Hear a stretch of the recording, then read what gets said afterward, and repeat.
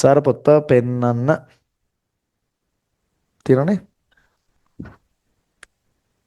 ඔන්න මැඩම්ගේ ගෝලේ ඉන්න අය මැඩම්ට කියන්න ඕනේ.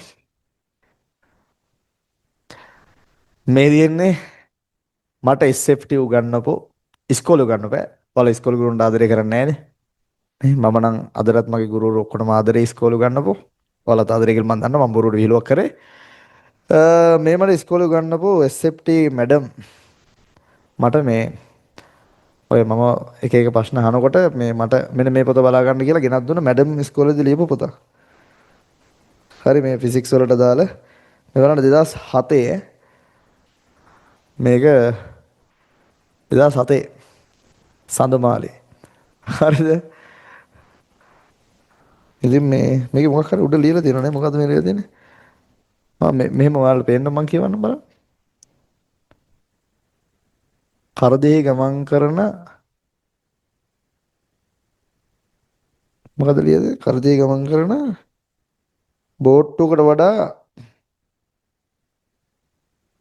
මිරිදියේදී ගමන් කරන බෝට්ටුවේ වැඩියෙන් වලතුන් පොඩේන මම කියවන්න බෑ වගේ. කරදෙහි ගමන් කරන බෝට්ටුවකට වඩා මිරිදිහි ගමන් කරන බෝට්ටුවක් වැඩියෙන් ගිලෙහි. ඒ කියන ගැඹුරු අදහසක් තියෙනවා. හරි.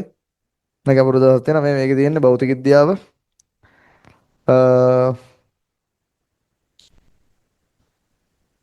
අකුරු තියෙන ලස්සනයි නේ. ගෑනු ළමයි කියන මැඩල්ලාගේ කියන ඔයාලා වයසේ වගේ ඉද්දි ඉතින් ගෑනු ළමයි කියලා කියන්න පුළුවන්. ඒ කාලේ ඉතින් කොහොමද ලස්සනයි. ඒ කියන්නේ අකුරු පිළිවෙල දින කොල්ලෝ වගේ නෙමෙයි. අපේ පොත් එහෙම බැලුවොත් මේ පිළිවෙල නැහැ කොහොමත්. ඊට පස්සේ මේ මිනුම් උපකරණ වලට දාලා ඔයාලට මම අර මෝල් මාස් කැට් කේජී කියලා එහෙම කියලා දුන්නේ. ඊට පස්සේ SI පරිපූරක ඒකක ඔක්කොම තියෙනවා මේකේ. ව්‍යුත්පන්න රාශීන්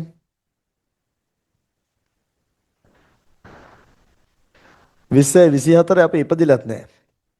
ඔයාලා ඉපදුන අවුරුද්ද 2006 කියන්නේ. මේ 2006 A level නේ.